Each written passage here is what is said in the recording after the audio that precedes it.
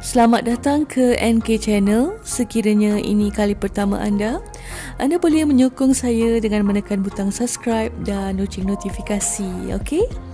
Untuk video hari ini saya ingin mengongsikan sedikit ulasan dan pandangan berkenaan dengan kenyataan yang telah dikeluarkan oleh Yang Amat Berhormat Perdana Menteri kita semalam berkenaan dengan pelanjutan fasa 1 Pelan Pemulihan Negara. Mungkin kalian faham bila diumumkan fasa 1 Pelan Pemulihan Negara diteruskan, bermaksud secara tak langsung PKP 3.0 juga dilanjutkan.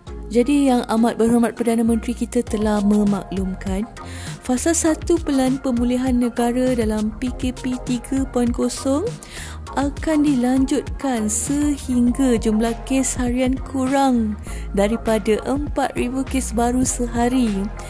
Jadi saya rasa kenyataan ni agak menyeramkan dan menggeronkan juga mungkin untuk sebahagian daripada kita, kerana kita tak dapat menjangka berapa lama lagi masa yang akan diambil untuk kes turun ke bawah paras 4,000 kes baru sehari. So sekiranya kita gagal ataupun lambat mencapai angka tersebut, bermaksud PKP 3.0 di bawah fasa 1 Pelan Pemulihan Negara masih akan diteruskan seperti sedia kala, seperti apa yang sedang kita lalui sekarang, dan bermakna itu akan memberi implikasi kepada ramai yang kini mungkin sedang bercuti tanpa gaji ataupun kilang ataupun syarikat yang tak dapat dibuka, apalagi kepada mereka yang mengambil gaji ataupun upah harian sebagai sumber untuk kelangsungan hidup.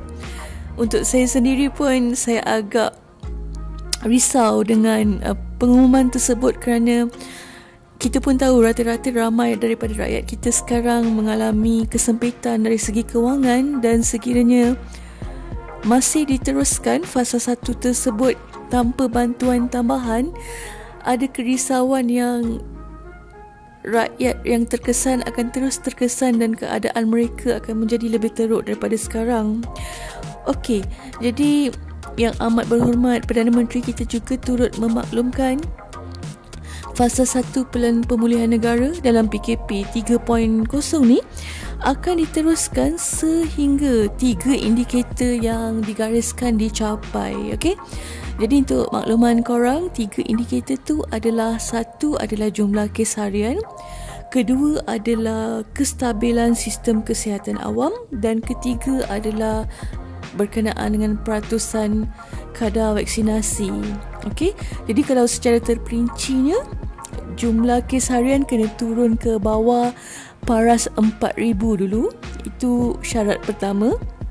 Yang kedua, sistem kesihatan awam mesti berada dalam keadaan yang stabil dan tidak tenat, di mana terdapat limpahan pesakit di ICU dan sebagainya yang menyebabkan mungkin keadaan menjadi luar kawalan. Sekiranya kita masih berada dalam peringkat tu, kita masih tidak boleh bergerak ke fasa 2. Dan ketiga adalah kadar vaksinasi. Maksudnya sekurang-kurangnya 10% daripada populasi Malaysia perlu ataupun wajib mendapat 2 dos suntikan.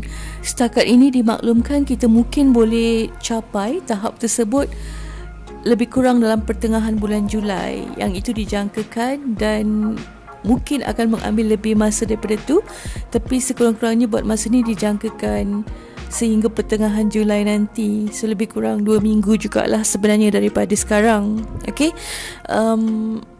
Saya pada tu, Perdana Menteri turut memaklumkan bahawa langkah susulan lain akan dilakukan untuk memastikan kes di seluruh negara dapat diturunkan. Itu yang dapat diulas dan dimaklumkan oleh Perdana Menteri kita setakat hari ini. Walau bagaimanapun, beliau turut juga memaklumkan pakej bantuan untuk semua golongan daripada B40 ke T20 akan dimaklumkan sama ada hari ini ataupun esok.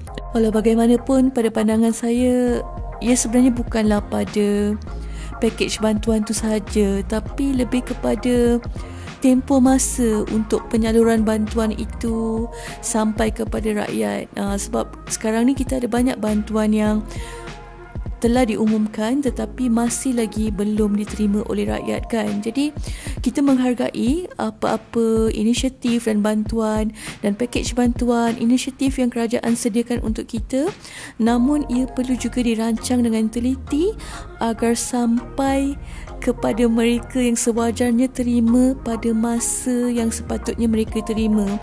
Sebab kalau boleh kita tak nak keadaan rakyat dah jadi terlalu sukar dengan sampai terasa kesempitan dari segi duit tapi bantuan tu masih belum diterima. Jadi apa yang saya harapkan bukan sahaja sekadar memperkenalkan inisiatif-inisiatif ataupun pakej bantuan kepada rakyat, tapi perlu diiringi dengan penyelarasan agar semua bantuan dan pakej-pakej yang diperkenalkan ni sebenarnya sampai kepada penerima yang wajar menerimanya pada masa yang berpatutan. Okey?